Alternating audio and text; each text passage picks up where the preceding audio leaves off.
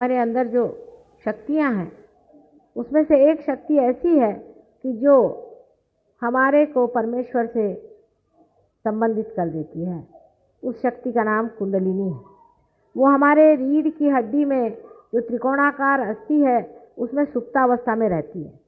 जब वो देखती है कि कोई ऐसा अधिकारी उसके आगे खड़ा हुआ है, तो वो स्वयं ही खड़ी हो जाती है। और जिस प्रकार ये रस्सी या ये कनेक्शन जिस प्रकार हम लोग मेन से लगा देते हैं, उसी प्रकार वो शक्ति हमें उस मेन से लगा करके और हमें परमेश्वर से संबंधित करती है। इसी प्रकार हम अपने आत्मा को जानते हैं।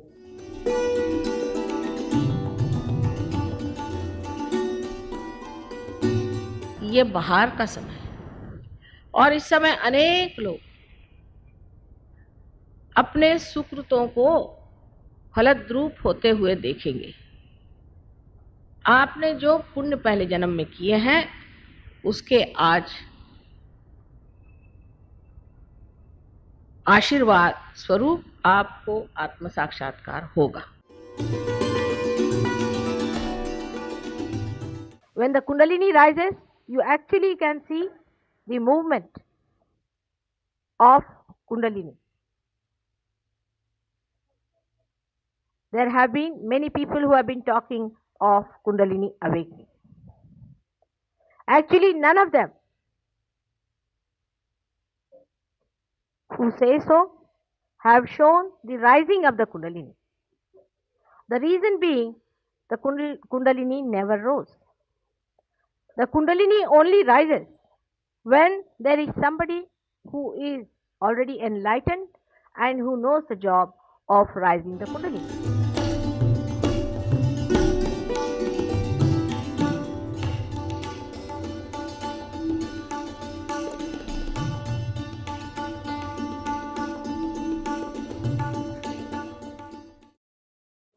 सुरती चढ़े कमान। सुरती माने कुंडलिनी जो है वो ऊपर जब चढ़ती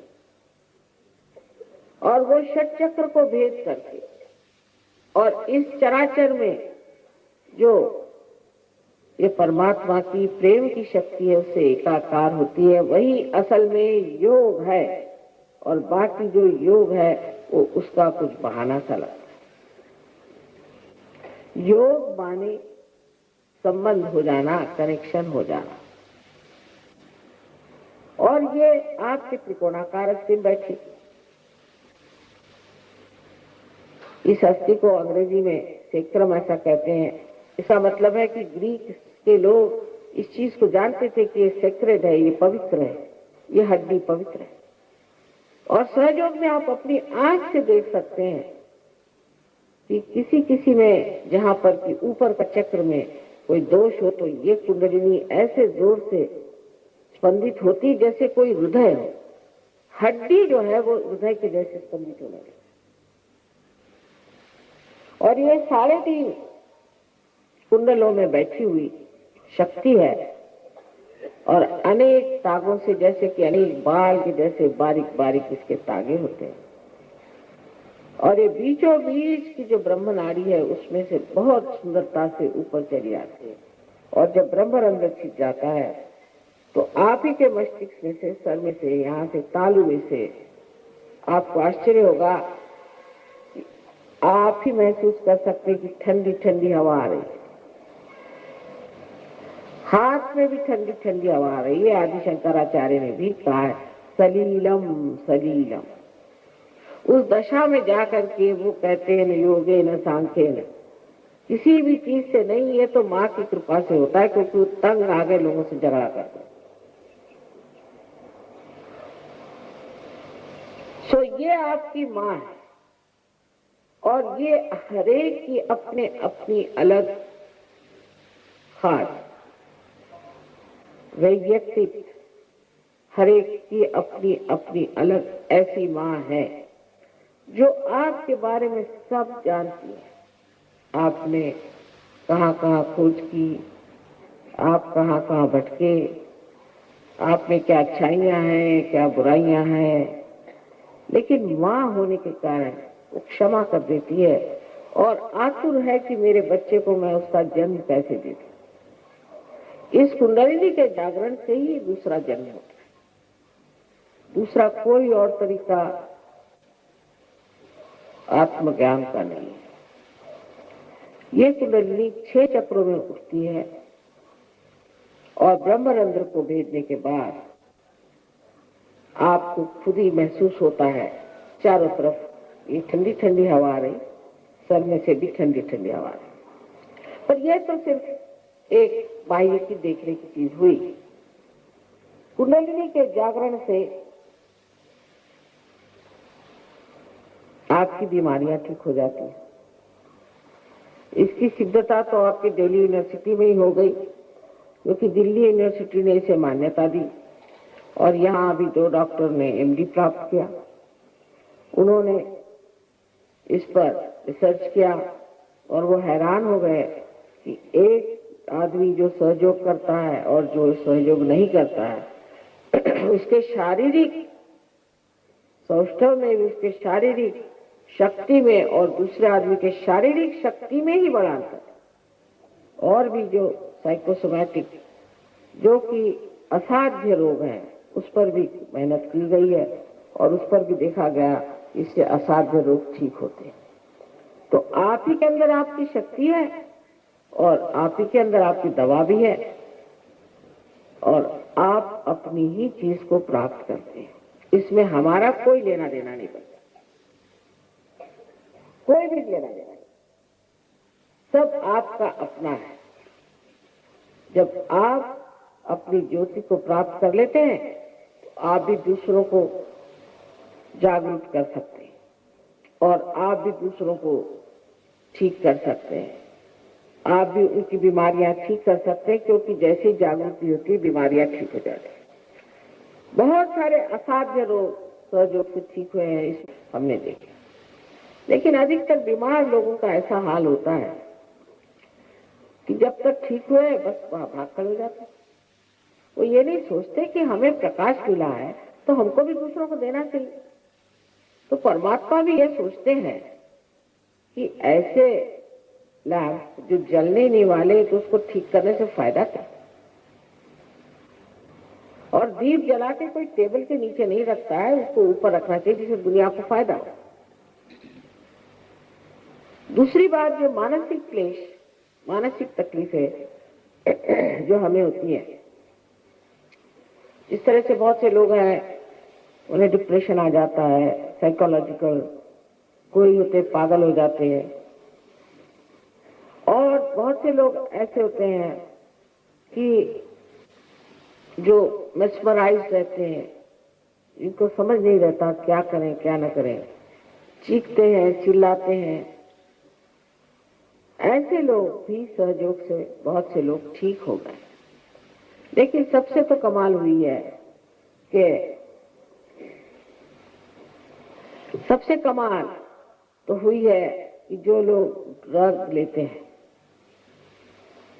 विलायत में हजारों सहयोगी हैं, हजारों, और बहुत से लोगों ने आज आत्म साक्षात्कार को प्राप्त किया और कल से छोड़ दिया।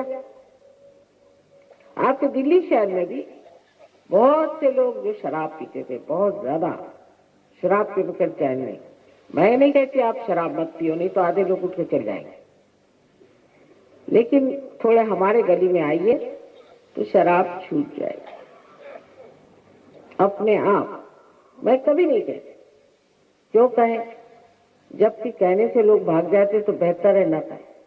अगर कोई आदमी अपने हाथ में सांप लेके खड़ा है, उससे कहो भाई तेरे हाथ में सांप है और अंधेरा है, वो तो जिद जाएगा, नहीं सांप सांप क्यों है, आप कौन होते बड़े समझाने वाले, रहने दीजिए अपनी अकल।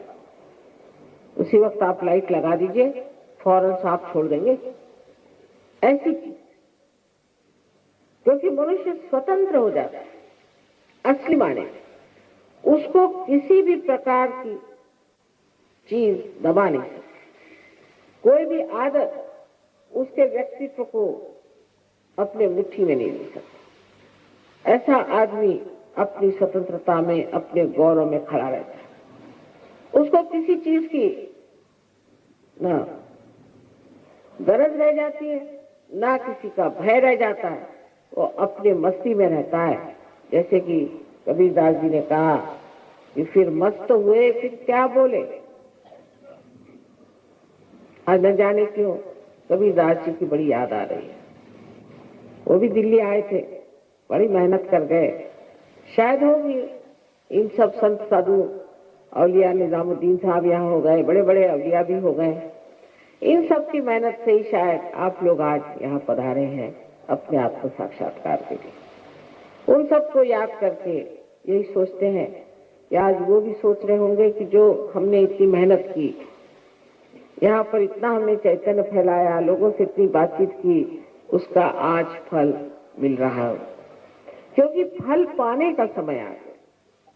ये समय ऐसा है कि ये समय हजारों वर्ष पूर्व बताया गया था कि ऐसा समय आएगा, और आज ये समय आ गया कि हजारों फूल बाग में खिल गए हैं।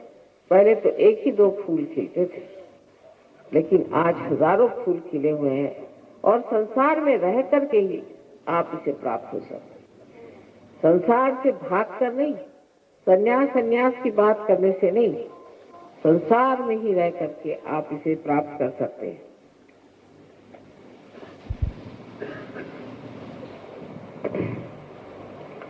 और जिसको ये चीज प्राप्त हुई, वो समझ लेता है कि अब तो मैं परमात्मा के साम्राज्य में आ गया। क्योंकि हर तरह की कृपा, हर तरह का आशीष उस पर बरसता है। कोई आपको दुख देने की अपने शरीर को जरूरत नहीं, अपने को तकलीफ देने की जरूरत नहीं, उपास करने की तो बिल्कुल जरूरत नहीं। अगर आपको अपनी माँ को सताना हो तो आप उपास करें। पता नहीं कहां से ये उपास की विधि निकाली कि तुम तो सारा उपास करो और पैसा सब हमें दो। ऐसी कोई भी विधि आपको करने की जरूरत नहीं जो असहज है। सर्वसाधारण गृहस्थी में ही रहते हुए आप इस चीज को प्राप्त होते हैं। आपके गृहस्थी के भी प्रश्न टूट जाते हैं, आपसी रिश्ते अच्छे हो जाते हैं, और एक नवीन तरह की एक शय आप बन जाते हैं। लेकिन हम तो कहें कि ऐसी तो पूरी जामात की जामात तैयार हो रही है। बिस्मिल्लाह खान साहब आए थे स्विट्जरलैंड में, उन्होंने देखा वहां पे यूरोप के सारे सहयोगी बैठे थे, एक तान से उनका सुन रहे थे। कहा कि माँ ये आपने बनाया कैसे, इनको किस तरह से ये सब समझ में आ रहा है, और ये किस तरह से हमें सुन रहे हैं, और ये इतनी शुद्ध हिंदी भाषा में किस तरह से हिंदुस्तानी गाने गा रहे हैं। मैंने कहा भाई देखो, ये अब हो गए आत्मा स्वरूप। तो आपका मतलब ये खालिस हो गए? मैंने कहा हाँ खालिस हो गए। मैंने कहा मैं खालिस्तान बना रही हूँ। तो कह ले वो लोग क्या बना रहे हैं? मैंने कहा उनसे जाके पूछो, ये खालिस्तान जहाँ लोग खालिस हो गए। इसी का वर्णन किया गया है, जो बताते हैं इसी का वर्णन किया गया है। और सारी दुनिया की जितनी भी परेशानियां हैं, जितनी भी आफतें, वो मनुष्य ने ही बनाई है। इसलिए उसके परिवर्तन की बड़ी आवश्यकता है, बड़ी जरूरत है। जब तक मनुष्य नहीं बदलेगा तब तक आपका संसार ठीक नहीं हो सकता। इस परिवर्तन की क्या कहेंगे कि हमने देखा जो लोग हाथ में हमेशा क्रोध लिए घुमा करते थे, वो हाथ में प्यार का ध्यान लिए घूम रहे हैं। आपको देखना चाहिए कि सहयोगी जो इंग्लैंड में है, जो कि इंग्लिश लोग जिनको हम सोचते हैं कि बड़े राक्षसी होते हैं, वो जब यहाँ आते हैं तो इस भारत माता की थोड़ी सी धूल अपने सर पर चढ़ा लेते। ये योग भूमि है। इस भूमि से ही हमें ये आत्मदर्शन हुआ। और जब देहातों में जाते हैं तो गरीब बेचारे देहात में, बहुत सारे गरीब देहाती अभी सहयोगी हैं, ऐसे उनसे गले मिलते हैं, ऐसे प्यार से उनसे बात करते हैं, ऐसे पकड़ पकड़ के रोते हैं कि पता नहीं कितने जन्म के ये भाई आपस में मिल रहे हैं। और देख देख कर ऐसा आनंद होता है। ये प्रेम का सागर, ऐसी दुनिया अब बन गई है। मैं रोज ही देखती हूँ इस तरह की दुनिया बनते हुए। इसकी बहुत जरूरत है, जहाँ मनुष्य अपने परिवर्तन को देखे, अपने आनंद को देखे। इस आत्मा के ज्ञान से मनुष्य सत्य को जानता है, केवल सत्य को, और जब उसका चित्त आलोकित हो जाता है तो ऐसे इंसान की एक नजर भी काफी है कि आपको शुभ आशीर्वाद दे देगी। ऐसा आदमी जहाँ खड़ा होगा वहाँ शांति हो जाएगी। जिस घर में जाएगा वहाँ शायद आ जाएगा। जिसके सर पे हाथ रखेगा उसका भला हो जाएगा, क्योंकि अपने हित के लिए ही परमात्मा ने ये सुंदर सी चीज हमें दी हुई है, और इस चक्र के भेदन से ही आप इसे प्राप्त होते हैं।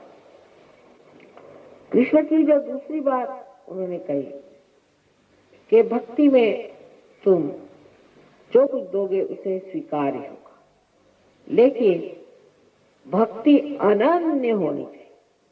देखिए कितनी कमाल की बात है, एक शब्द पे नचा रखा है दुनिया को। अनन्य माने जब दूसरा न हो। ये कब हो सकता है? आप यहाँ बैठकर हरे रामा हरे कृष्णा करते रहिए तो गला फट जाएगा और कैंसर हो जाता है। भगवान का नाम रखते रखते रखते रखते आदमी पगला जाता है,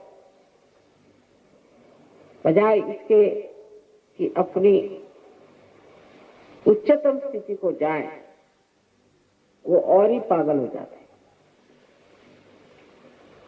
एक ही अक्षर प्रेम का पढ़े सो पंडित हो। वजह यह है कि जिस वक्त आप अनन्य होते हैं, जब आप परमात्मा से एकाकारिता तथागत हो जाते हैं, तब एक बार ही नाम ले लिया, जब जरा गर्दन झुका ली देख लिया। ऐसा ही हाल होता है कि मनुष्य के अंदर भक्ति में वो ऐसा रचता है कि जैसे आनंद के डोह में और आनंद के तरंगों में लहरता है। इस भारतवर्ष में हर जगह संतों ने इस आत्म साक्षात्कार का वर्णन कहा है। नामदेव एक बड़े भारी महाराष्ट्र के कवि थे, और बाद में वो जब पंजाब में गए तो नानक साहब ने उनको पहचाना, बड़ा उनका आदर किया, और उनके भी बहुत सारे काव्य ग्रंथ साहब में रखे हुए। नामदेव एक बार एक दूसरे संत गोरा कुम्हार उनसे मिलने गए। जब गोरा कुम्हार माने कि जो उनका मराठी कुम्हार कहते हैं, जिसे हम लोग कुम्हार कहते हैं, जो कि ये बनाते हैं घड़े वगैरह, मिट्टी जो से घड़े बनाते हैं, उनको देख के वो कहते हैं कि मैं तो निर्गुण को मिलने आया था। मराठी में है निर्गुणाच्या बेटी आलो सगुणाच्या। मैं तो निर्गुण को मिलने आया था, तो तू तो सगुण में खड़ा है रे। क्या कहना है? ऐसे कोई कहता है? कोई इंसान दूसरे आदमी से ऐसी प्यार की बात कहेगा कि मैं तो निर्गुण को मिलने आया, तू तो सगुण में खड़ा है? क्या कहने इन लोगों की। ऐसे ही संत लोग आज हमें भारतवर्ष में तैयार कर रहे हैं, और उसके लिए गृहस्थी छोड़ना और सब नाटक की कोई जरूरत नहीं।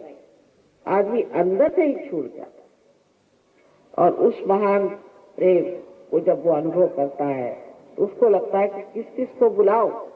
जैसे कबीरदास जी ने कहा था, 5-25 पकड़ बुलाऊं, एक ही डोर उड़ाऊंगा। सारे मिलन के गाने इन लोगों ने गाए। हमारे यहाँ महाराष्ट्र में भी, और इधर में बंगाल में भी, और दक्षिण में भी, हर जगह मैं जाती हूँ। अभी गई थी गुजरात, वहां भी सारे संतों ने, सारे वातावरण में ये गूंजा रखा है कि आत्म साक्षात्कार को प्राप्त करो और संत बनो। और ये बनना कोई मुश्किल नहीं है। आज समय आ गया है, आप लोग बड़े भाग्यवान हैं कि इस समय में आप आए, और हम भी बड़े भाग्यवान हैं कि आपके आते हम भी आ गए, जिससे कि ये कार्य घटित हो रहा है। हजारों की तादाद में लोग इसे प्राप्त करते हैं। लेकिन पहले ही से आप अगर ये सोचे बैठे कि मैं बड़ा पापी हूँ, मैं बड़ा दुष्ट हूँ, तो मेहरबानी से अपने जूतों के साथ उसे बाहर रखें। ये सब आपके दिमाग में किसी ने भरी हुई बातें, बेकार। आखिर गलतियां मनुष्य ही कर सकता है, परमात्मा तो नहीं करने वाले गलती। तो इतना अपने से नाराज नहीं होना चाहिए। उससे ये चक्र पकड़ जाता है जिसे हम लेफ्ट विशुद्धि कहते हैं, और ये चक्र पकड़ने से स्पॉन्डिलाइटिस हो सकता है, एंजाइना हो सकता है, दुनिया भर की बीमारी हो सकती है। और सबसे बड़ी बात है कि आत्म साक्षात्कार नहीं। तो सबसे पहले अपने प्रति प्रसन्न हो। आपने कोई गलती नहीं की, आपने कुछ भी किया हो, इस समय आप भूल जाइए।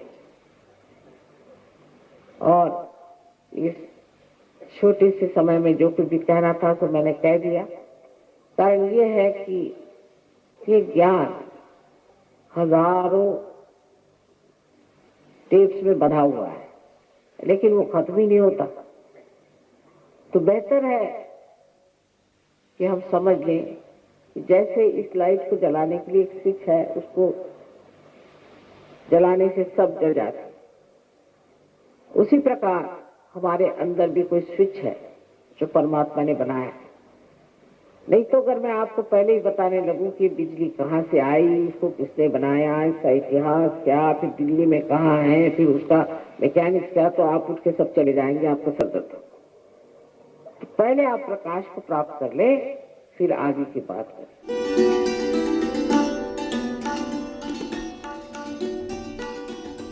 आपको जागृति का अनुभव आएगा, पर उसके बाद आप इसमें ध्यान करें और अपनी प्रगति करें, और दूसरों को आप जब जागृति देंगे तो उसका आनंद अनुभव करें। इससे बढ़ के और कोई चीज़ है ही नहीं, इससे बढ़ के सुखदायी चीज़ और कोई नहीं है। और आपने देखा ही होगा, आप में से बहुत से ऐसे लोग हैं जिन्होंने लोगों को जागृति दी और उनको पार कराया और उनको बिल्कुल बदल दिया। ऐसी ऐसी चीज़ें हैं। इटली में एक माफिया के लीडर साहब मुझसे मिलने आए और मुझे कहने लगे कि माँ, मुझे आप पार कराएं। तो मैंने कहा तुम्हारे माफिया का क्या होगा? कहने लगे क्या काम का है ये माफिया, मुझे नहीं चाहिए, मुझे तो भगवान के माफिया में जाना है। तो मैंने कहा भगवान का कोई माफिया नहीं, भगवान के दरबार में सिवाय प्यार के और कोई चीज़ नहीं बनती। और वो आदमी पार हो गए, उन्होंने सब माफिया ख़त्म कर उस जगह का।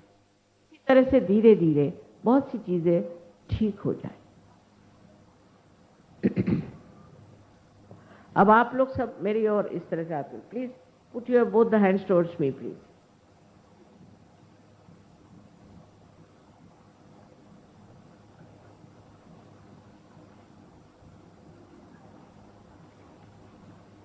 Both the hands.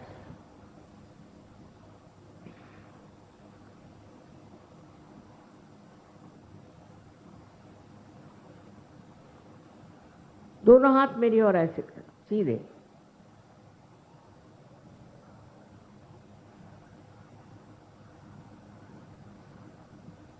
और अब अपने तालू भाग, आंख खुली रखें, आंख बंद नहीं करने की जरूरत नहीं है।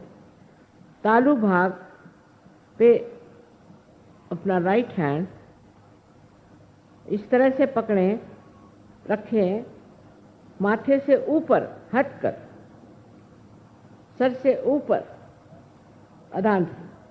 Please put your right hand on top of your fontanelle bone, little away from the head, not on top, I mean touching the head. Please hold it and put the left hand towards me like this.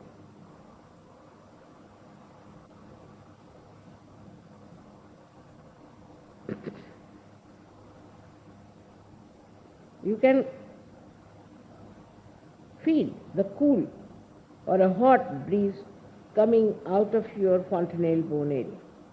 Maybe cool or hot. If you are overactive, if you think too much, will be hot. But just see, there will be a cool breeze coming out of your fontanelle bone area. Now, please put your right hand towards me and bend your head and see for yourself if there is a cool or a hot breeze coming out of your fontanelle bone area. अब आप अपना left hand sir पे ऊपर आराम रखिए और sir झुका के और देखिए कि आपके अंदर से, आपके खुद के अंदर से कुंडलिनी जागृति के कारण ठंडी ठंडी हवा या गर्म हवा सर में से आ रही। ये सामूहिकता में और भी जल्दी कार्य करता है। अब ज़रा हाथ कभी ज़रा ऊपर भी करना पड़ता है, किसी किसी को बहुत ऊपर तक आती है, किसी को नज़दीक आती है। थोड़े हाथ को घुमा के देख लीजिए।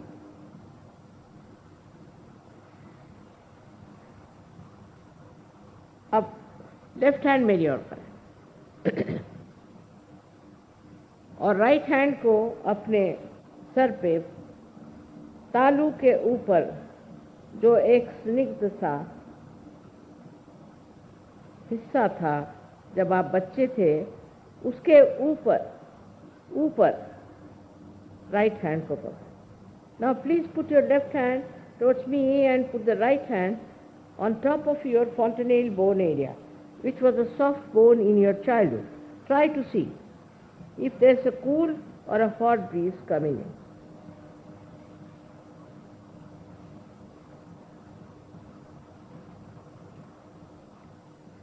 Now, lift your both the hands high like this. Please, सब अपने हाथ ऐसे ऊपर करके सर पीछे कर लें और मुझसे एक सवाल, 3 सवालों में से कोई सा भी एक सवाल 3 बार पूछें। Please raise your hands towards the sky and you have to ask 1 question out of the 3 questions, whichever you think proper. Now, first question is,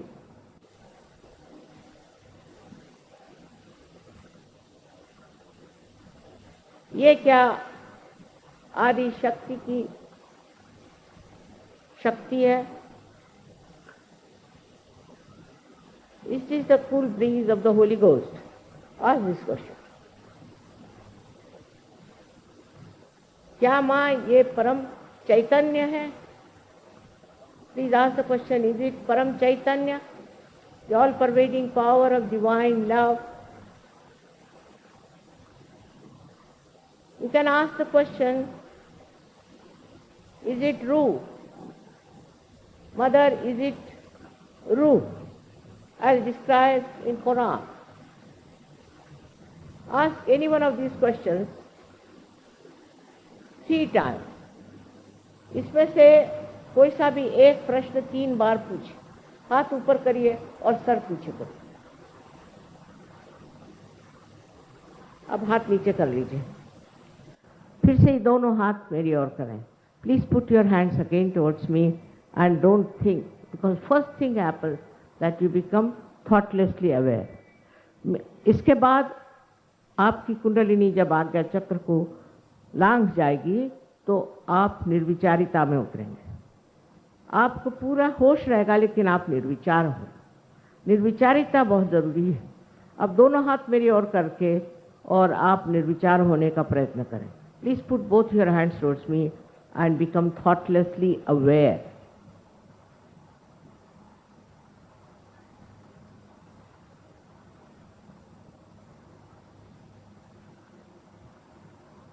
Now see if there is cool or hot breeze coming on your hands or on your fingertips or out of your fontanelle bone area. अब देखिए कि आपके हाथ में ठंडी या गर्म हवा जैसे आ रही हो, जो चैतन्य लहरी कहलाई जाती है, या आपके उंगलियों में आ रही हो, या आपके तलवे में आ रही हो, या आपके सर से, जिसे ब्रह्मरंध्र कहते हैं, वहां से निकल रही हो।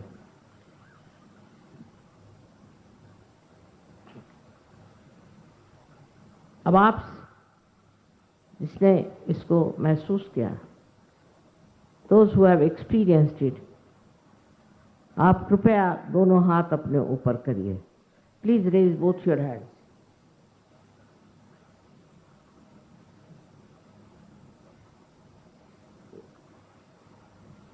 सबको अनंत आशीर्वाद है। हर इंसान जो यहाँ बैठा हुआ है, हर एक इंसान, may God bless you all. May God bless you. Everyone who is sitting here has got it. May God bless you. May God bless you.